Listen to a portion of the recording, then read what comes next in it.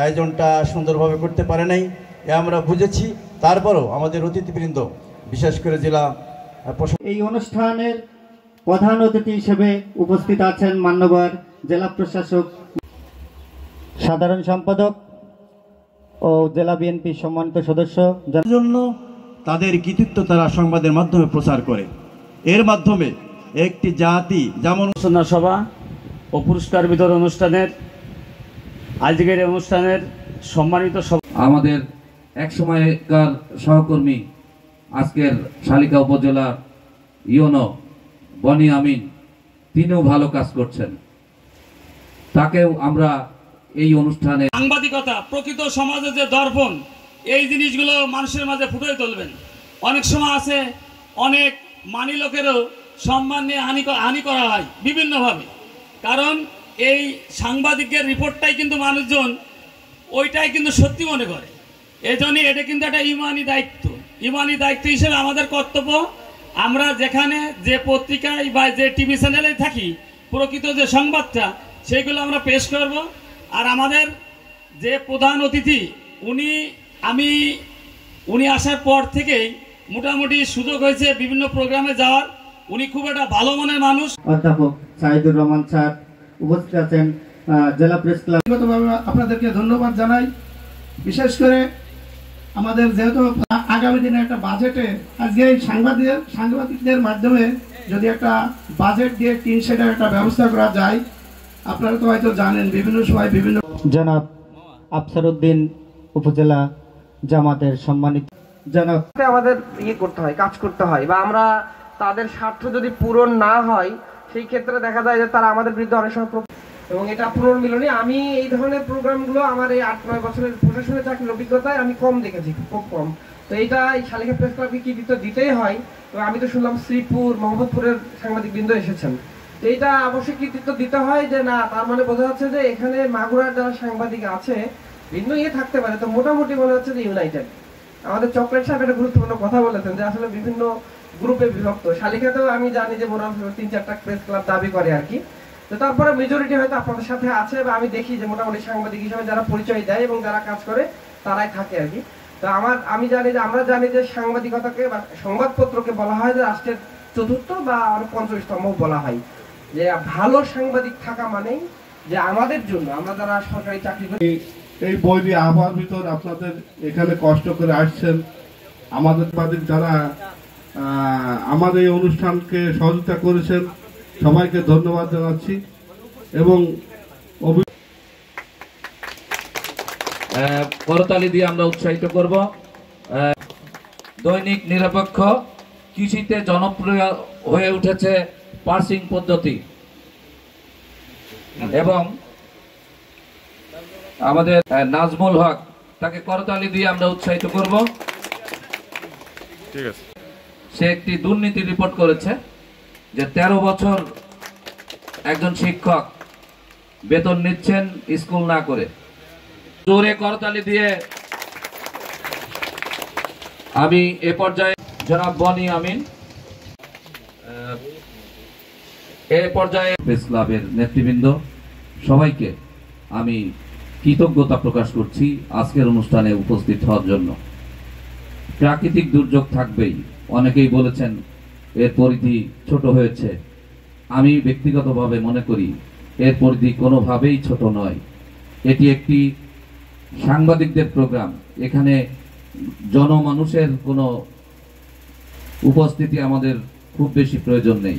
এখানে রাজনৈতিক দলের নেতৃবৃন্দ আছেন, এখানে আমার বন্ধুবার চকলেটকে দেখতে পাচ্ছি, বৃদ্ধি পাবে। আমাদের মত বিপদ অনেক থাকবে। আমাদের বন্ধুবার চকলেট বলে গেছে মতবিরোধ। কাদের সাথে মতবিরোধ? মাগুরা জেলা প্রেস ক্লাব সম্পর্কে আজকের অনুষ্ঠানের প্রধান অতিথি জানেন যে আমাদের ওখানে সদস্য হতে গেলে স্নাতক পাস হতে হয়। আমরা এই ধরনের কর্মকাণ্ড দিয়ে মাগুরা জেলার যে 14 লক্ষ এখন মানুষ, এই 14 লক্ষ মানুষের সাংবাদিক কিন্তু খুব বেশি নয়। আপনি 200 সাংবাদিক আমরা এখন একসাথে, মাগুরার 4টি প্রেস ক্লাব যখন একসাথে, এই প্রেস ক্লাবের কর্মকাণ্ড আপনাদেরকে ভালো করতে হবে। আমি জেলা প্রেস ক্লাবের পক্ষ থেকে আপনাদের পাশে থাকবো ইনশাআল্লাহ। এবং আজকের অনুষ্ঠানের সকল অতিথি যারা উপস্থিত হয়েছেন তার জন্য আমি মাগুরা প্রেস ক্লাবের পক্ষ থেকে শুভেচ্ছা এবং কৃতজ্ঞতা প্রকাশ করছি। এই অনুষ্ঠান সুন্দর হোক, সার্থক হোক, এই কামনা করে আমার কথা শেষ করছি। আল্লাহ হাফেজ। ইসলাম উপস্থিত আছেন শালিকা উপজেলা হয়েছে রাস্তার কারণে। রাস্তাটা যখন হয়ে গেছে, কমিউনিকেশন ভালো হয়ে গেছে, এখন মানুষজন আসছে। আপনারা দেখতে পাচ্ছেন যে আমরা ছোটখাটো বিভিন্ন ডেভেলপমেন্টের কাজ হচ্ছে। তো আমাদের ইচ্ছা আছে যে এটাকে আরো ভালো পর্যায়ে নিয়ে যাওয়া, আমরা জায়গা নাই। তা আমার চিন্তা ভাবনা ছিল এমন, আমার চিন্তা ভাবনা এখনো আছে যে হয়তো ডিসি স্যারেরও চিন্তা ভাবনা এমন যে এটা এমন একটা জায়গা হবে যে মানুষজনকে যদি বলা হয় মাগুরাতে কোথায় দেখতে যাব, তাহলে এক বাক্যে যেন চলে আসে যে শালিখা ইকো পার্কে। তো আমার মনে হয় যে এই জায়গাটা সেভাবে ডেভেলপ করা যায়। তো আমাদের বর্তমান ডিসি স্যারের নির্দেশনায় আপনারা দেখতে পাচ্ছেন যে অনেক কাজ হচ্ছে। আমাদের ওই পাশে ফেন্সিং হচ্ছে, আমাদের এই যে এখানে 2টা প্যাডেল বোর্ড এসেছে, আর অন্যান্য কাজ হচ্ছে। ডিসি স্যার আজকে বললেন যে আমাদের এই যে এই ধরনের প্রোগ্রামগুলো হয়, বা আপনাদের সাংবাদিক নেতৃবৃন্দ বা অনেকে বলছেন যে আসলে প্রোগ্রাম করার জন্য একটা স্থায়ী জায়গা দরকার। তো আমাদের চিন্তা আছে যে বাম পাশের যে আমাদের শেডটা আছে এটাকে হয়তো বর্ধিত করে উপরে শেড দিলে আমাদের এই যে এইভাবে প্রাকৃতিক দুর্যোগের সময় আমাদের কোনো ঝামেলা হবে না। তো যাই হোক, আমরা জানি আমাদের আমরা দেখেছি যে মাগুরা প্রেস ক্লাব যেটা আছে তারা ফুটবল টুর্নামেন্টের আয়োজন করেছিল আমাদের মাগুরা জেলা স্টেডিয়ামে। সেটাও আমরা সবাই তখন জেনেছি যে এই ধরনের অনুষ্ঠান এর আগে আয়োজন করা হয়নি। তো এই ব্যতিক্রমধর্মী অনুষ্ঠান যারা আয়োজন করেছেন তাদেরকে জেলা প্রশাসনের তরফ থেকে ধন্যবাদ জানাই যে এই ধরনের অনুষ্ঠানের মাধ্যমে এগুলোর অনেকগুলো ইম্প্যাক্ট আছে। প্রথমত হলো যে নিজদের মধ্যে একটা ভ্রাতৃত্ববোধ, নিজদের মধ্যে যে বন্ধুত্ব এটা আরও মজবুত হয়, বৃদ্ধি পায়। শুধু এখানে শালিকা প্রেস ক্লাবের না, এর সাথে সাথে শ্রীপুর মাগুরার প্রেস ক্লাব এবং আমাদের জেলা প্রেস ক্লাব যেটা আছে সেখানকার সদস্যবৃন্দরাও এখানে এসছেন। এই যে আপনাদের সবার মধ্যে যে একটা মিথস্ক্রিয়া তৈরি হয়েছে, এর মাধ্যমে সামনের দিনগুলোতে ভালো কাজের অনুপ্রেরণা তৈরি হয়, ভালো কাজের জন্য সবাই আগ্রহ তৈরি হয়।